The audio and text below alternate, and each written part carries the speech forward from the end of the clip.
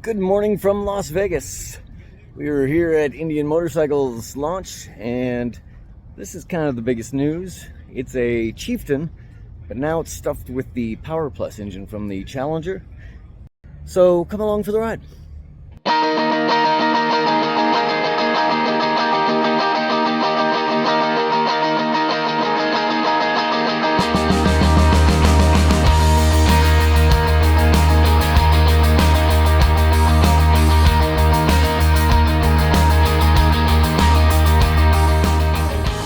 All right, this is the Indian Chieftain PowerPlus.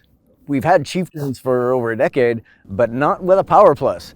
PowerPlus, that means a liquid-cooled overhead cam V-twin engine, just like in the Challenger. The Indian Challenger came out in 2020, won the first King of the Baggers race, 2022 champion, 2024 champion.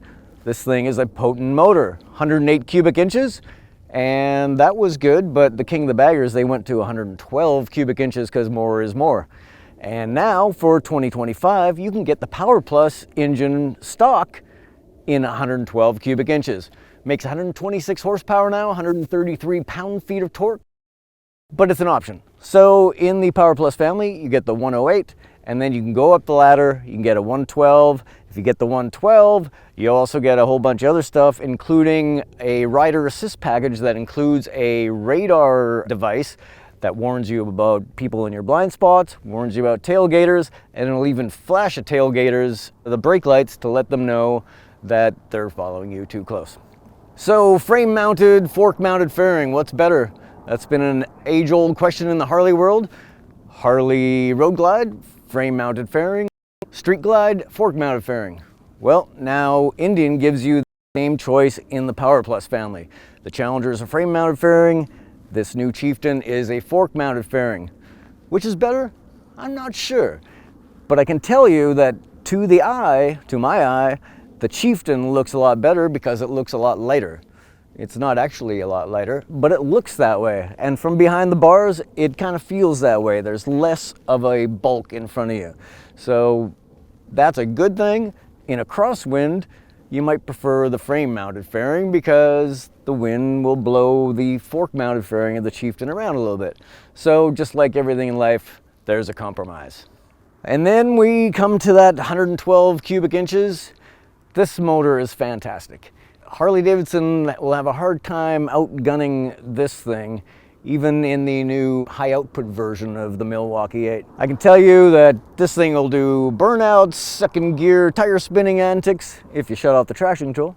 And yes, that's part of the package, a whole bunch of electronics. We got link brakes, cornering ABS, traction control, a whole bunch of stuff to make it easier and safer for you to explore the limits. And there are a lot of limits to explore on this bike, and pretty much you're only limited by ground clearance. You go around the corners, the aluminum chassis is really stable, really solid, but eventually you'll dig into the floorboards, and that's the same on any kind of touring bike like this. Cornering clearance is the limiting factor in the corners. But boy, it's a fun bike. From behind the bars, you've got Indian's TFT screen, which gives you a whole bunch of options. And flanked on either side of the TFT screen are two analog gauges, which, to be honest, look a little bit old now. They've been around for a few years, and the LCD inset greens, they look kind of old. So that's one advantage Harley-Davidson has, in that their 11.5-inch TFT color screen looks beautiful. This does the job, doesn't look as beautiful. Swinging the equation back over to Indian is the rear suspension. I think we got 4.5 inches of travel on the Indian, and on the Harleys, I think we got about 3 inches. So, boy, I love looking at the Harley screen, but if I'm going over a bumpy road, I'm going to much prefer to be on the Indian. The rear end is much more supple than the Harley. So in the Chieftain platform, you can still get the old Chieftain with the old Thunderstroke motor. Air-cooled pushrod motor, looks beautiful. This liquid-cooled motor can't look as good as a cylinder-finning air-cooled motor like on the old Thunderstroke. But if you're in a drag race, this is the engine you'll want between your legs. Okay, so we've talked about the Chieftain and the Challenger. We also have to talk about a Roadmaster. The Roadmaster is basically a Chieftain with a larger windshield, fairing lowers, and a big top box for touring. and it's got extra speakers in it. It's really a comfortable machine, but it's not such a good bike for a little guy like me. It feels a little top heavy, so I think I'd prefer to be on the Chieftain PowerPlus than the Roadmaster. But if you're looking for luxury and you want to bring a passenger along who's kind of fussy, boy, the back seat of the Roadmaster is super plush, and you can get a heated and cooled seat, which is something that Harley doesn't offer.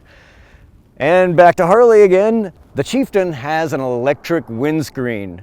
That doesn't sound like it should be that exotic, except Harley still doesn't offer that. And so you've got a fixed windshield on the Street Glide and the Road Glide. And boy, when you've got varying weather, maybe some rain, it's nice just to push a button and have that screen come up, give you a little bit of extra protection. And so that's one advantage that I prefer with Chieftain and the Challenger. All right, so all this goodness can't be cheap. Made in America, American labor is building bikes. That's not cheap. You should support them though. $28,499 the starting price for the Chieftain PowerPlus.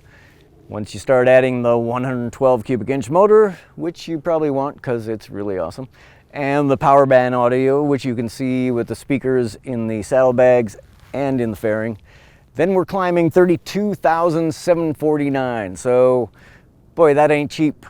But if you're looking for an American-made bike, a bike you can tour on, a bike that looks cool, I think you should take a look at the Indian Chieftain PowerPlus. And so if you like this video, do us a favor, like, comment, and subscribe to our channel. It really helps out the algorithm, and then you'll get to see more of us.